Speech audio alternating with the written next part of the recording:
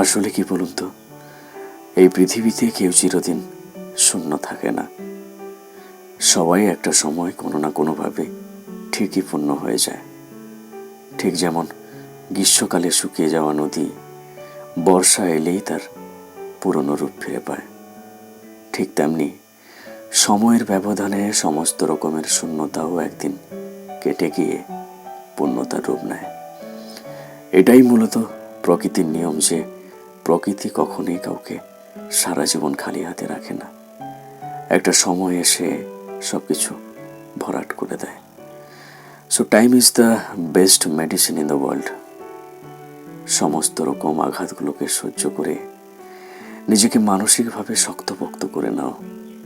মনে রেখো, তুমি জীবনে যত ভাঙবে ততই তোমার ম্যাচুরিটি বাড়বে, আর ততই তুমি বাস্তবতা সম্পর্কে জানতে পারবে। ঠিক যেমন নদীতে বন্যা না এলে বালি এসে জমা হয় না, ঠিক তেমনি জীবনে কঠিন পরিস্থিতি না এলে জীবনে কখনো ম্যাচুরিটি আসে না। জেনে রাখো, অল্পতে ভেঙে পড়া মানুষ জীবনে কখনো বড় হতে পারে না। বড় হতে গেলে জীবনে বড় কিছু হারাতে হয়। এই হারগুলোকে মেনে না নিয়ে সেখান থেকে শিক্ষা নিতে হয়।